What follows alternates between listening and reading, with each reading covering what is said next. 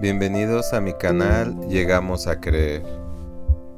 Hace tiempo, un hombre que padecía fuertes episodios de ansiedad me contó la historia de cómo su familia, después de años de entrar y salir de las salas de urgencia de muchos hospitales, decidieron abandonarlo a su suerte. Cuando el hombre contó su historia, todavía guardaba en su rostro esa misma expresión que tuvo cuando le sucedió por primera vez, una sensación de sorpresa y de no poder creer, de saber que ya no contaba con nadie en esta vida y de que efectivamente estaba abandonado a su suerte, una suerte que siempre sintió que le había sido muy desfavorable. Todo sucedió una tarde en la que se encontraba solo en su casa.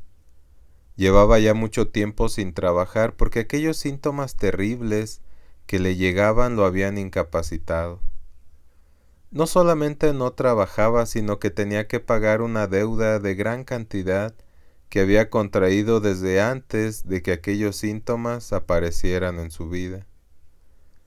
Y esa tarde no tenía ganas de saber de nada, sobre todo estaba desesperado porque ya ni los medicamentos que tomaba para la ansiedad le hacían. Esa larga lista de pastillas que le habían recetado una larga lista de doctores. Y nos dice que pensó que acostarse aquella tarde lo iba a aliviar por lo menos un rato de su desesperación. Pero en cuanto se acostó, se puso más mal. Me contó cómo apenas cerrar los ojos le invadió una sensación de que estaba a punto de morir. El corazón se le quería salir y no podía respirar. Sintió esta vez como si todo fuera diferente, muy diferente a todas las anteriores veces en que había tenido estos ataques de ansiedad. Y sintió como si esto fuera algo real, sobre todo sintió que era algo muy grave. Pensó que este malestar era seguramente el resultado real de tanta presión que había acumulado durante todos estos meses de enfermedad. Y él lo sabía, sabía que no era cierto que no tuviera nada, como le habían dicho los doctores y le había dicho también su familia, sino que estaba enfermo, profundamente enfermo, y sentía y aseguraba que iba a morir. Que se iba a morir esta misma tarde, solo en su casa donde había vivido la mayor parte de su vida, donde aún parecían existir muchos de los mejores recuerdos. Así que ante la idea de la proximidad segura de la muerte, no supo ni cómo fue que de repente ya iba camino al hospital. Cuenta que cuando el doctor lo hizo pasar a su consultorio, era tan grave su estado de malestar que no podía ya ni siquiera hablar, que como pudo trató de darle a entender al doctor lo mal que se sentía. Así que la primera reacción inmediata del doctor fue la de decirle que iban a tener que llevarlo a urgencias. En ese momento, aunque hablar se le hacía ya muy complicado y muy difícil, el hombre cuenta que se le vino a la mente hablarles a sus familiares para que vinieran no solamente a responsabilizarse de él ante el hospital, ya que el hospital necesitaba de alguien que garantizara el pago de urgencias, sino que pensó que si le pasaba algo en urgencias nadie iba a saber nada de él y necesitaba que estuvieran enterados para que se hicieran cargo. A la primera que llamó fue a su esposa. Dice que esa misma mañana habían peleado fuertemente porque ella le exigía que trabajara, y él se llenaba de mucho coraje porque ella no podía entender que él verdaderamente estaba enfermo. Al principio ella había sido muy comprensiva, de eso hacía ya mucho tiempo, pero en cuanto comenzó a pasar el tiempo y viendo ella que no solamente él no se curaba, sino que empezaba a empeorar cada día, comenzó a cansarse y a tener que hacerse cargo de muchas de las obligaciones que él antes tenía. Así que ella se había convertido ahora en el sustento de la casa.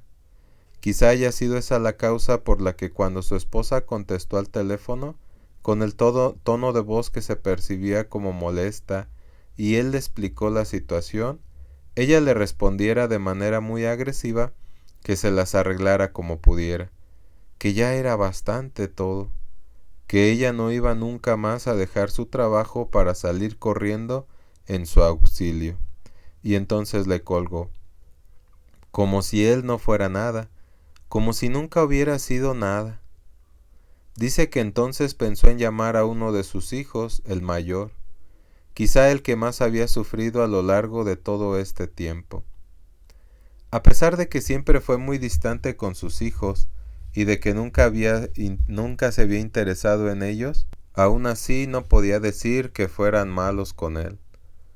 Sin embargo, muchas veces sentía que ellos buscaban no llegar a necesitarlo nunca, tratando de vivir sus vidas y dejando que él viviera la suya. Su hijo estaba en su trabajo cuando contestó el teléfono. «Trata de calmarte, papá», le dijo el muchacho. «Tú no necesitas de urgencias. Ya sabes que en cuanto te relajes eso se te va a pasar, y que no te va a pasar nada. Ya te has puesto así antes. Además, no tenemos dinero para pagar el hospital». Y también el hijo le colgó, porque en su trabajo no le permitían hablar por teléfono. Entonces aquel hombre habló con sus padres, pero estos dijeron por teléfono que no podían ayudarlo porque no estaban en casa. «Ya sabes», le dijeron, «que siempre te hemos ayudado, pero ahora no podemos». Era mentira. El hombre conocía muy bien el tono de voz de su madre, ese tono de voz en el que se puede descubrir el dolor de estar mintiendo, de sufrir por querer ayudar y saber que ya no debe hacerlo.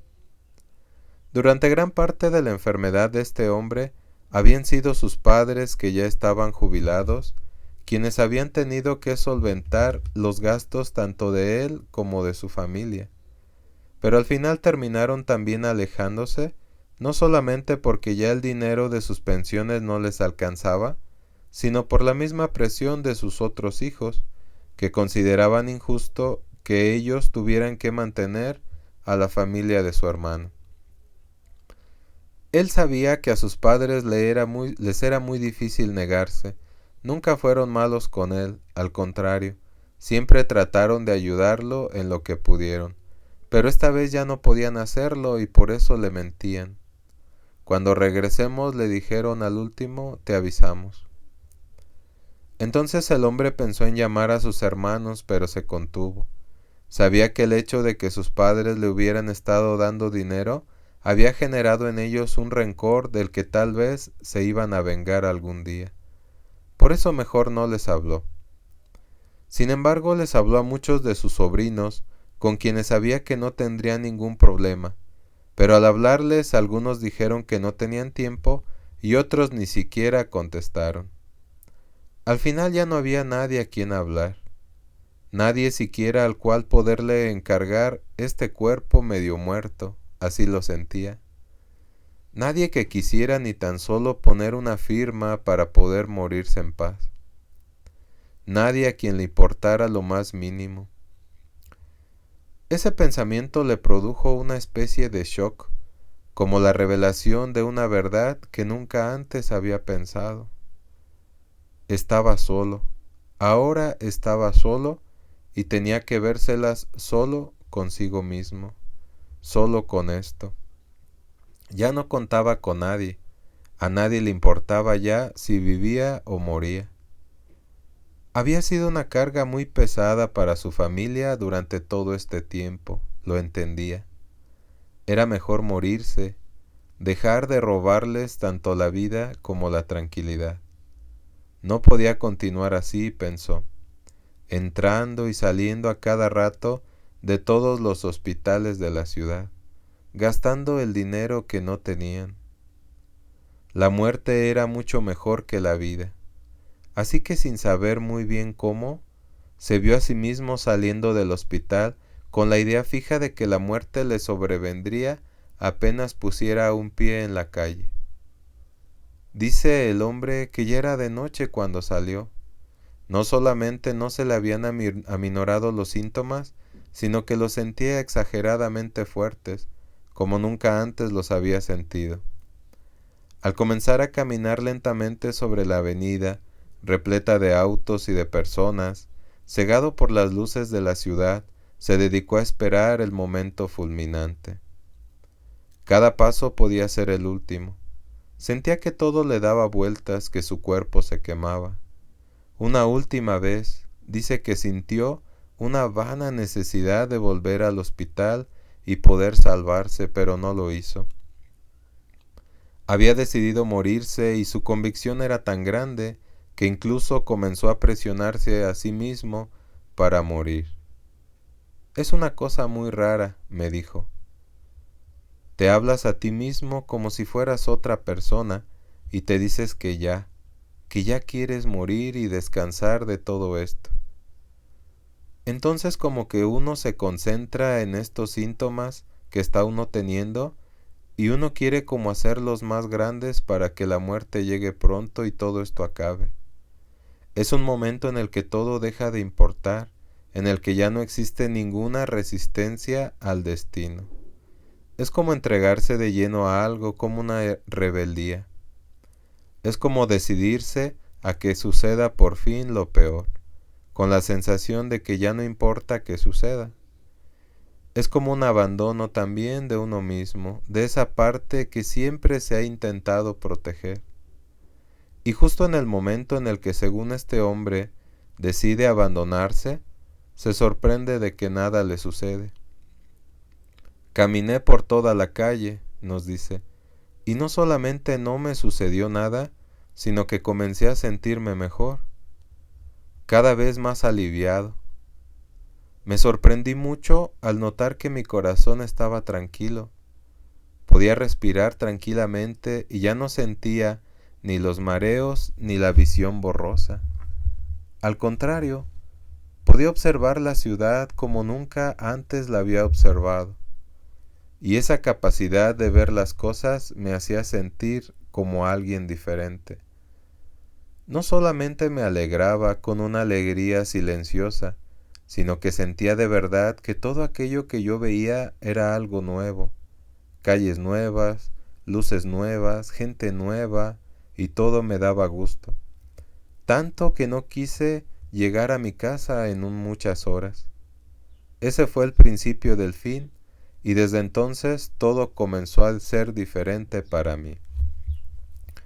Y pues esta es la historia que nos cuenta este hombre sobre la ansiedad. Y yo recuerdo que le dije a este hombre que en cuanto te das por vencido y dejas de resistirte a lo que crees que te va a pasar, la ansiedad se debilita, pierde poder, así le dije. Y él me contestó que era verdad, ya que en su caso dice, cuando ya no me asusto, cuando siento algo, como que ya ni me preocupa. Ahora puedo poner mi atención en otras cosas y rápido se me olvida el síntoma que estoy sintiendo. Y si nosotros pensamos en este caso de este hombre que acabamos de leer, nos damos cuenta de que lo que hizo que tuviera por fin una solución su problema de ansiedad, un problema que ya llevaba muchos años teniendo, fue la ayuda que no le prestaron sus familiares. Cuando sus familiares se negaron a ayudarlo, también lo ayudaron a enfrentarse por fin a esos síntomas de los que él llevaba mucho tiempo de huir, porque ya no hubo ninguna oportunidad de huir de ellos. Antes, en el pasado, siempre le estaban pagando lo que era la entrada a urgencias, y en urgencias a base de medicamentos que le administraban, lo ayudaban a que se pudiera tranquilizar. Entonces sus síntomas aminoraban, por lo que el peligro que él debería experimentar no pasaba, no lo dejaban que pasara. Pero esta vez que fue todo diferente, que ya nadie parecía estar dispuesto a pagar por sus malestares, el hombre no tuvo más remedio que permitirse sentir los síntomas y sentir el peligro que nuestra mente cree que tienen los síntomas. Es lo que se podría llamar como un darse por vencido, y es algo que sucede cuando se padece de ansiedad. Entonces, darse por vencido para este hombre y para todos los que han pasado por ataques de pánico o ataques de ansiedad, significa el poder permitirse sentir los síntomas. Precisamente para que al permitirse sentir estos síntomas, la persona descubra que no es verdad que algo muy grave le va a suceder, como la mente nos lleva a pensar. Darse por vencido es, de cierta manera, ponerse en disposición de una manera voluntaria para que suceda lo que tenga que suceder, algo que durante mucho tiempo el enfermo que padece de ansiedad ha tratado de evitar. Entonces, darse por vencido, como le sucedió a este hombre, significa también lo que es ceder o dejar de controlar algo que en este momento no puede ser controlado, como es el caso de la ansiedad. Y el sufrimiento aparece cuando la persona lucha por controlar sus síntomas, porque su preocupación le ha llevado a creer que si no hace algo para controlarlos, un peligro muy grande le puede suceder. Detrás de toda ansiedad que la persona experimenta, existe en realidad un deseo de aferrarse a la vida, de querer vivir. Por eso, el síntoma que aparece en nosotros cuando padecemos la ansiedad se vuelve tan amenazante, sobre todo cuando no sabemos qué vamos a hacer con él. Cuando este hombre se entregó a sus síntomas y les dio libertad, pensando que así acabaría por fin su sufrimiento, descubrió sin querer que sus síntomas no iban más allá de lo que él ya sabía, y que aquello que tanto le preocupaba que iba a suceder, que es la muerte, no sucedía. Por eso de inmediato, en cuanto tuvo conciencia del suceso que le estaba pasando, su ansiedad se esfumó, ya que pudo darse cuenta cómo, al permitirse sentir los síntomas de ansiedad, la ansiedad disminuía. Ya no había necesidad de tener ansiedad o de recurrir a la ansiedad, porque los síntomas que acababa de sentir habían comenzado a dejar de ser para él peligrosos. Entonces ya no había nada que pudiera poner en riesgo su vida, por eso la ansiedad termina por aminorar. Cuando caminó por las calles de la ciudad, libre de ese tormento, comenzó a ver todo tan distinto, pues acababa de volver a la vida. Así se siente, como si la ansiedad se liberara y uno por fin pudiera volver a la vida. Durante mucho tiempo de sufrir los ataques de ansiedad, no pudo dejar de pensar que esto nunca se le quitaría, y que en cualquier momento algo catastrófico le iba a pasar. Y en cuanto se enfrentó a la catástrofe y vio que nada sucedía, entonces sintió que volvía a nacer de nuevo. Ahora tenía una vida, así lo podía sentir, cuando hace tiempo que la había perdido. Ahora podía pensar que tenía un futuro, que se le abría un porvenir inesperado, cuando antes solo veía la muerte como su único futuro. Y no solamente la ansiedad desapareció en ese momento, sino también desapareció la ansiedad, la depresión que acompaña a la ansiedad. Al sentirse libre de ese tormento, se dio cuenta de que podría de una vez por todas llegar a ser útil en la vida y recuperar la posición de persona y hombre de familia que antes había tenido. Ahora podía trabajar libremente y recuperar todo lo que la ansiedad le había quitado durante todo este tiempo. Sobre todo, podía reparar el daño que le había causado a su familia. Y es que la ansiedad muchas veces se asemeja al cuento clásico de Juanito y el Lobo. Debemos aclarar que no es que la persona con ansiedad trate de ninguna manera de engañar a sus familiares acerca de su condición, sino que es la misma ansiedad, sin que la persona se dé cuenta, la que llega a engañar a todo mundo. Con el tiempo, sucede que los familiares se convencen de que los ataques de pánico que la persona está experimentando o los ataques de ansiedad no son realmente graves. Por esta razón, cuando el trastorno de ansiedad no mejora, la familia tiene que continuar con su vida, ya que se vuelve muy desgastante estar siempre al pendiente de la salud de la persona. En muchos casos, la ansiedad puede robarle la vida a la mayoría de los que conviven en una misma casa, por lo que después de un tiempo, cada integrante debe buscar por necesidad personal, la forma de salir de esa condición de dependencia en la que se vive. Puede suceder también que al repetirse los mismos episodios de ansiedad una y otra vez a lo largo del tiempo, la misma situación, la familia decide por fin hacer cambios. Muchos familiares buscan ayuda para sí mismos, ya que es muy probable que resulte que cuando un familiar trata de ayudar a otro a salir de su enfermedad, también éste termina por enfermar. En muchos casos se generan resentimientos por parte de los familiares hacia el enfermo, sobre todo cuando se dan cuenta de que al parecer es el mismo enfermo quien no quiere hacer el esfuerzo de salir de su problema.